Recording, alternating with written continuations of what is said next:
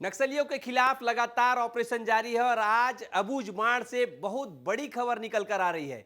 नक्सल इतिहास में पहली बार ऐसा हो रहा है कि मुठभेड़ हुई है और मुठभेड़ में मारे गए दोनों माओवादी सीसी मेंबर है। जी हां, बहुत बड़ी खबर आ रही है। आज मुठभेड़ हुआ है अबूझमाड़ में और उसमें दो माओवादी मारे गए हैं और दोनों सीसी मेंबर हैं। और वो कौन है, इसे बताने के लिए हमारे साथ जुड़ गए हैं बस्तर से संजय ठाकुर। संजय भैया, बहुत बड़ी सफलता मिली है आज जवानों को। दो सीसी मेंबर एक साथ मारे गए हैं। कौन है, क्या है, उसका पूरा डिटेल दीजिए। देखिए, आज दोपहर को ये खबर आई कि अबूझमाड़ में महाराष्ट्र और छत्तीसगढ़ की बॉर्डर के पास एक बड़ा इनकाउंटर चल रहा है और इस इनकाउंटर में दो माओवादियों के 100 मिले हैं। जब इन दोनों माओवादियों की पहचान हुई तो ये अब तक के छत्तीसगढ़ के इतिहास का सबसे बड़ा इनकाउंटर हो गया, क्योंकि ये पहला इनकाउंटर है। इसमें आप संख्या पे मत जाइए, लेकिन ये पहला इनकाउंटर है जिसमें एक ही इनकाउंटर में एक ही समय में दो सेंट्रल कमेटी मेंबर्स जो है नक्सलियों के, वो मारे गए हैं। सेंट्रल कमेटी यानी कि नक्सल संगठन का सबसे ऊंचा और महत्वपूर्ण पद। दोनों नक्सली कौन हैं, उनके नाम भी बहुत महत्वपूर्ण हैं, उनके पद भी बहुत महत्वपूर्ण हैं। पहला नाम है कादरी सत्यनारायण रेड्डी का, जिसे हम कोसा के नाम से जानते हैं। दूसरा नाम है कट्टा रामचंद्र रेड्डी का, जिसे हम गुटसा उसेंडी, विकल्प और राजू दादा के नाम से भी जानते हैं। अब कोसा महत्वपूर्ण क्यों है निजी तौर पे मेरे लिए, ये मैं आपको बताता हूँ। जब 2009 में पहली बार मैं बस्तर आता हूँ पत्रकारिता की पढ़ाई करने के बाद, और जब यहाँ मैं पत्रकारिता शुरू करता हूँ, तो मैंने जिस पहले नक्सली जी। का नाम सुना वो नाम था कोसा। मैंने ये नाम क्यों सुना, क्योंकि उस वक्त नक्सलियों के दंडकारण्य स्पेशल जोनल कमेटी, यानी हम जिसे DKSZC कहते हैं, उसका ये सेक्रेटरी था। हमने कुछ दिनों पहले खबर ब्रेक की कि हिड़मा को DKSZC का सेक्रेटरी बनाया गया है। तो आप समझिए आप कि 2006 से लेकर 2011 तक इसका सेक्रेटरी कौन था? यही कोसा जो आज इस इनकाउंटर में मारा गया है। इस कोसा के ही नेतृत्व में जब ये सेक्रेटरी था DKSZC का, 6 अप्रैल 2010 को ताड़मेटला कांड होता है, जिसमें हमारे 76 जवान शहीद हो जाते हैं। यानी इस सबसे बड़े हमले के पीछे कोई ऑफिशियली कोई अगर व्यक्ति था तो वो व्यक्ति था यही कोसा। यही वजह है कि नक्सल संगठन के लिए ये व्यक्ति सबसे महत्वपूर्ण था। इसे लेकर एक और मैं किस्सा आपको बताता हूँ।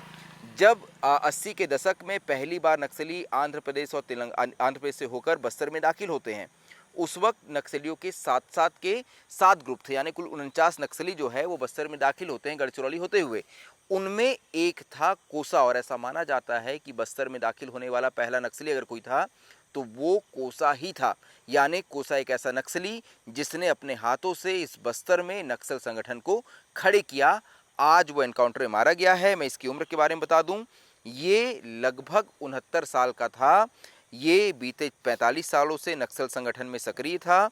इसके कुछ और नाम भी हैं। इसे हम कोसा गौतम गोपन्ना, साधु बुचन्ना और विनोद के नाम से भी जानते हैं। ये तेलंगाना के करीमनगर का रहने वाला था, नक्सलियों का सेंट्रल कमेटी मेंबर था।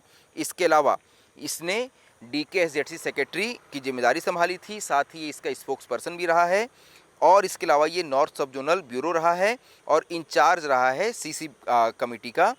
और इसके अलावा पुलिस ने एक और बात लिखी है कि ये सप्लाई टीम जो है नक्सलियों की, उसका भी इंचार्ज था। तो ये बहुत बड़ा और महत्वपूर्ण नक्सली था जो आज इनकाउंटर में मारा गया है। सौरभ। भैया, अबूझमाड़ में हुआ मुठभेड़ और ये दोनों सीसी मेंबर मारे गए। ये दोनों ही बहुत बड़े कद के माओवादी लीडर थे। आपने जैसा बताया कि बस्तर में सबसे पहले आने वालों में से एक थे। तो ऐसा कैसे हुआ कि ये दोनों लोग ही मारे गए और बाकी इनके साथ? क्योंकि हम अक्सर बात किए हैं कि जो भी बड़े लीडर होते हैं उनकी सुरक्षा में और लोग होते हैं उनके साथ चलने वाले। भले ही मैं मानता हूं कि अभी जब से बसवा राजू को मारा गया उसके बाद से कम लोगों में इनकी टुकड़ी बढ़ गई, 10 में, 15 में, लेकिन उसके बावजूद इनके साथ कुछ और लोग भी होने चाहिए थे जिनका पता चलना चाहिए था। सिर्फ दो ही लोग कैसे मारे गए संजय ये भैया? सवाल हमने पुलिस से ही पूछा तो पुलिस का साफ तौर पे कहना था, बस्तर आईजी का साफ तौर पे कहना था कि फिलहाल ऑपरेशन जारी है। इन दो नक्सलियों को मारने के बाद अभी भी जवान जो हैं वो जंगलों के अंदर हैं। अभी भी जंगल में सर्च ऑपरेशन चल रहा है। इन दोनों के पास से जो सामान मिला है उसके आधार पर ये समझ आता है कि कुछ और नक्सली वहाँ थे। लेकिन हाँ सौरभ, आपने बिल्कुल ठीक कहा, जैसे पहले के समय में किसी सेंट्रल कमेटी मेंबर के आसपास 30 से 40 नक्सलियों का घेरा होता था, अब नक्सलियों ने अपनी उस रणनीति को बदल लिया है, क्योंकि नक्सलियों की ये बात बखूबी पता है कि फोर्स द्वारा लगातार UAV और ड्रोन जैसे माध्यमों से नक्सलियों की गतिविधियों पर नज़र रखी जाती है। ऐसे में यदि आप बड़ी संख्या में होंगे तो फोर्स द्वारा आपको आसानी से जंगलों के भीतर भी ढूंढ लिया जाएगा। यही वजह है कि अब नक्सली छोटे गुटों में रहते हैं, लेकिन क्योंकि ये बड़े नक्सली कैडर थे और साथ ही ये काफ़ी उम्रदराज थे, ऐसे में इनके लिए चलना फिरना भी अपने आप में बड़ी चुनौती थी। क्योंकि देखिए, राजू दादा उर्फ कट्टा रामचंद्र रेड्डी की उम्र है 63 साल और कोसा की उम्र है 67 साल। ऐसे में इनके सहयोग के लिए इनके साथ 2-4 नक्सली थे। इनके पास जो हथियार मिले हैं, एक AK-47, एक इंसास राइफल, इसके अलावा एक BJ लॉन्चर और भारी मात्रा में विस्फोटक और माओवादी साहित्य मिलने की बात पुलिस ने कही है। इससे बात साफ होती है कि इनके साथ कुछ और नक्सली थे। लेकिन यही सबसे बड़ा ट्विस्ट आता है कि क्या जो पुलिस ने पहले दावा किया कि अब फोर्स के पहुंचते ही जो इनके गार्ड रहते हैं वो इन्हें छोड़ के भाग जाते हैं, तो ये बात नज़र आ रही है कि जब भी अब फोर्स पहुंच रही है तो पहले जो नक्सली अपनी जान पे खेलकर अपने नेता को बचाते थे, वो अब उन्हें छोड़कर भाग खड़े हो रहे हैं। फिलहाल जब फोर्स कल वापस आएगी तो हो सकता है इस मुठभेड़ से जुड़े कई और बड़े खुलासे करें। सौरभ। संजय भैया, आपने बताया कि पुलिस की इनपुट अब बहुत ज़्यादा हो गई है, ड्रोन से अलग अलग तकनीकों से नज़र रखी जा रही है। और जब हमने पहले भी बात किया था, मैंने SP नारायणपुर से बात किया था, तो उन्होंने कहा था कि अब अबूझमाड़ का कोई ऐसा क्षेत्र नहीं है जो बूझा नहीं गया हो। बावजूद उसके जो प्रोफाइल हम देख रहे हैं, इसमें कोसा की जो पिक्चर लगी हुई है वो 40 से 45 साल की उम्र की ही पिक्चर लगी हुई है। तो इसने इतना सब काम करते हुए कैसे अपने आप को छिपा के रखा कि पुलिस के डेटा तक नहीं पहुंचा और अपने आप को लगातार माड़ के क्षेत्र में या फिर और कहीं अंडरग्राउंड रख पाया? क्योंकि ये जो तस्वीरें हैं उसकी जवानी की तस्वीर है और आप बता रहे हैं ये लगभग 70 साल की उम्र में मारा गया, इसे समझाइए। बिल्कुल, देखिए, जो इनकी डेड बॉडी की जो तस्वीरें आई है सौरभ, उसमें नज़र आ रहा है कि दोनों के बाल पक गए हैं, दोनों काफ़ी बूढ़े नज़र आ रहे हैं, क्योंकि एक की उम्र 63 साल, एक की उम्र 67 साल थी। लेकिन इनकी नीति वही है, रणनीति वही है कि किसी भी तरह ये अपनी पहचान छुपाने के लिए, अपनी प्रोफाइल बचाने के लिए अपनी कोई तस्वीर पुलिस के सामने या मीडिया के सामने लाने नहीं देते थे। और ख़ास तौर पे ये 2 नक्सली जो हैं, ये महत्वपूर्ण क्यों, ये समझिए। पहले मैंने कोसा के बारे में आपको बता दिया कि कोसा वो नक्सली है जो सबसे पहले बस्तर में दाखिल हुआ था आंध्र प्रदेश से। लेकिन जो कट्टा रामचंद्र रेड्डी है, जिसे हम विकल्प के तौर पे भी जानते हैं, अब इसका नाम विकल्प क्यों था? क्योंकि ये एक वक्त में बस्तर यानी DKSZC का प्रवक्ता था और यहाँ के प्रवक्ता का ऑफिशियल पदनाम है विकल्प। ऐसे में हम इसे विकल्प के नाम से भी जानते थे। गुटसा उसिंडी भी इसका नाम था। राजू दादा के नाम पे ये दरभा डिवीज़न कमेटी जो हमारे आसपास की इलाका है, वहाँ ये राजू दादा के नाम पे पहचाना जाता था। इसकी पत्नी शांति प्रिया उर्फ मालती जो है, वो 2013 में रायपुर से अरेस्ट हुई थी। रायपुर के DD नगर से, जहाँ तक मैं याद कर पा रहा हूँ, वही DD नगर जहाँ आप रहते हैं, उसी DD नगर से इसकी पत्नी को गिरफ्तार किया गया था। मैं कल इसके बारे में, क्योंकि बहुत पुरानी घटना है, मैं आपको याद करके इस पे हम अलग से एक स्टोरी करेंगे। और ये वही नक्सली है जिसने जो एलेक्स पॉल मेनन का अपहरण हुआ था साल 2012 में, उसमें इसका बहुत महत्वपूर्ण रोल था। ऐसे में ये नक्सली जो है, ये नक्सल संगठन के लिए बहुत महत्वपूर्ण था। साथ ही इसके पास भी 2021 के बाद DKSZC का यानी कि दंडकारण्य स्पेशल जोनल कमेटी का प्रभार था, ये उसका सचिव था। हमने खबर ब्रेक की कि हिड़मा को उसका सचिव बनाया गया है DKSZC का। समझिए, ये 2 नक्सली जो है, ये काफ़ी सालों पहले इस DKSZC के सचिव रह चुके हैं। खास तौर पे कोसा तो उस वक्त सचिव था जब शायद हिड़मा की भर्ती हुई होगी। ऐसे में ये कहा जा सकता है कि बस्तर के इंचार्ज होने के नाते हिड़मा को भर्ती करने वाला अगर कोई नक्सली है तो वो यही कोसा है। ऐसे में जब कोसा जैसा नक्सली मारा जाता है तो एक बात तो बहुत साफ है कि नक्सल संगठन अपने सबसे बुरे वक्त से गुजर रहा है। एक और बात का जिक्र करना चाहिए, जो 15 तारीख को अभय का लेटर आया, वेणुगोपाल राव का लेटर आया, उसमें उसने यही बात लिखी थी कि यदि हम हथियार नहीं डालते हैं तो हमारे बचे कुचे साथी भी मारे जाएंगे। तो अपने बचे कुचे साथियों में इसी तरह के कोसा और विकल्प जैसे साथियों की बात कर रहा था, क्योंकि कोसा वो साथी था इसका जिसने 40 साल पहले अभय के साथ यानी वेणुगोपाल राव के साथ ही नक्सल संगठन ज्वाइन किया था। कारण क्या है, दोनों ही नक्सली जो हैं, जो मारे गए हैं आज, दोनों जो टॉप लीडर थे, वो तेलंगाना के करीमनगर के रहने वाले हैं। इस बात को मैं लगातार कहते आया हूं कि करीमनगर जिला जो है, ये नक्सलियों की फैक्ट्री रहा है।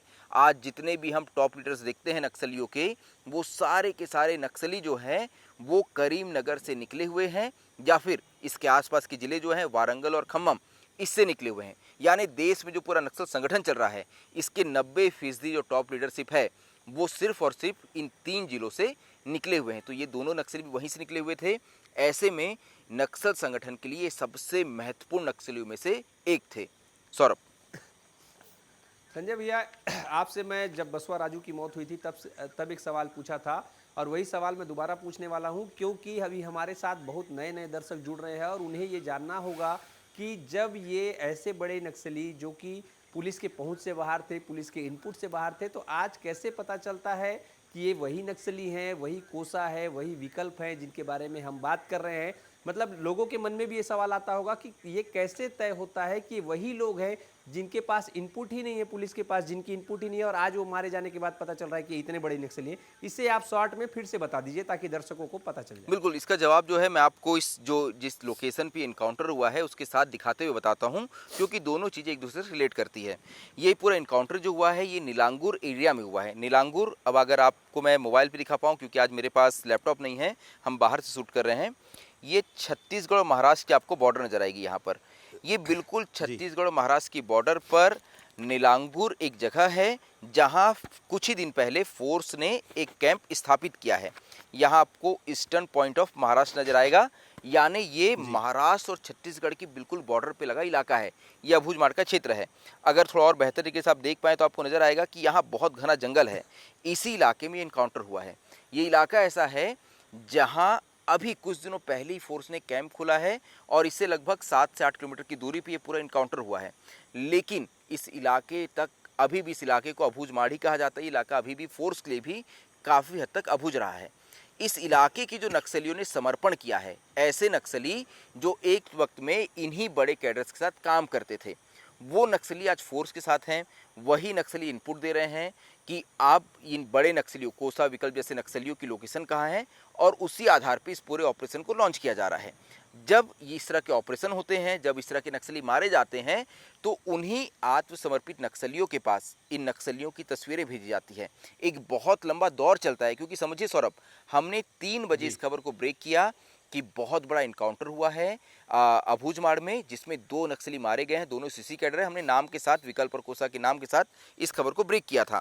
लेकिन पुलिस ने कहा आप थोड़ा देर रुक जाइए, क्योंकि कन्फर्मेशन का दौर चला। 4 से 5 दौर की कन्फर्मेशन हुई, क्योंकि इतना बड़ा दावा करना कि 2 सबसे बड़े देश के नक्सली मारे गए हैं, यह आसान नहीं होता है।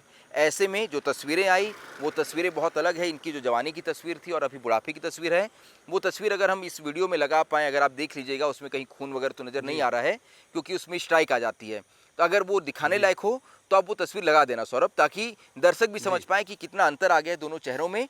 तो उन्हीं आत्मसमर्पित नक्सलियों ने इन दोनों नक्सलियों की पहचान की है, और उसके बाद पुलिस ये दावा कर पाई कि हमने देश के 2 सबसे बड़े नक्सलियों को एक साथ इनकाउंटर में ढेर कर दिया है। सौरभ जी, संजय भैया, बहुत बहुत धन्यवाद इस सारी जानकारियों को बताने के लिए। और जैसा आप बता रहे थे कि अभी भी ऑपरेशन चल रहा है, यानी कि कल तक और क्लियर होगा कि इस मामले में और क्या अपडेट है। और आज जिस तरीके से आपने बताया कि देश के 2 सबसे बड़े नक्सली, क्योंकि हम लगातार जिक्र करते आए हैं कि सीसी मेंबर बहुत बड़ा कद होता है, और 13 से 14 सीसी मेंबर बचे थे, और उसमें से 2 एक साथ मारा जाना जवानों के लिए बहुत बड़ी सफलता है। और आज जवानों को ये सफलता मिली है फिर से अबूझमाड़ में। एक चीज अगर मैं ऐड कर दूं, देखिए जब मैं ये देखता हूं, क्योंकि देखिए अब गूगल में बहुत हाईटेक हो गया है। अब ये देखिए नीलांगुर, ये जगह जहां पहली बार कैंप खुल पाया, इसके बगल में एक जगह है ये उसेबिड़ा, जो बिल्कुल इसके बगल में है। मैंने उस पर क्लिक किया तो वहाँ कुछ तस्वीरें डली है। ये तस्वीरें देखिए, ये तस्वीर है एक गुरुजी जो है वो झोपड़ी में बच्चों को पढ़ा रहा है। ये वही शिक्षा दूत है जिनकी हत्याओं की खबर हमने लगातार दिखाई है। उस इलाके में आज तक कोई पक्का स्ट्रक्चर नहीं बन पाया है। उस इलाके में इस तरह के शिक्षा दूत जो है वो आदिवासी बच्चों को पढ़ाते हैं। अगर आप देख पाएँ तो इसमें नज़र आ रहे हैं कि ये छोटे छोटे बच्चे जो हैं ये पढ़ाई कर रहे हैं। ये गूगल मैप पे लगी तस्वीर है। इसमें कुछ और तस्वीरें हैं जो वहाँ के लोकल लोगों ने खींच के भेजी, और इससे आपको नज़र आएगा कि ये जंगल जो है ये कितने अधिक घने हैं। और इसी इलाके में फोर्स ने इस बड़े इनकाउंटर को अंजाम दिया है। कल जब फोर्स निकल जाएगी तो एग्जैक्ट लोकेशन उस गांव का पता चल पाएगा कि ये गांव कौन सा था। लेकिन ये इलाका आज भी नक्सलियों का बहुत सुरक्षित पनाहगाह था, और इसी मिथ को फोर्स ने इस बार तोड़ा है। फिर से बसव राजू के इनकाउंटर के बाद एक बार फिर से उसी इलाके में 2 सबसे बड़े नक्सली देश के मारे गए हैं। सौरभ बिल्कुल बिल्कुल भैया, अब अबूझमाड़ जैसा कि पुलिस बताती है कि अब वो अबूझ नहीं रहा, और नक्सलियों का सबसे बड़ा पनाहगाह जिसे कहा जाता था, अब वो पनाहगाह नहीं रहा। और यहाँ पर देश के सबसे बड़े 2 नक्सली मारे गए हैं, यानी कि 14 जो सीसी मेंबर थे अब उसमें से 2 और कम हो गए हैं। और इस तरीके से जवान लगातार ऑपरेशन कर रहे हैं और नक्सली लगातार बैकफुट पर जा रहे हैं। कल इसमें जो भी अपडेट होगा उसके साथ हम फिर से दर्शकों को नए अपडेट के साथ और भी वीडियो बनाकर इसी घटने पे और भी ज़्यादा जानकारी देंगे। तब तक के लिए धन्यवाद। हमारे साथ ऐसे ही बने रहिएगा। धन्यवाद।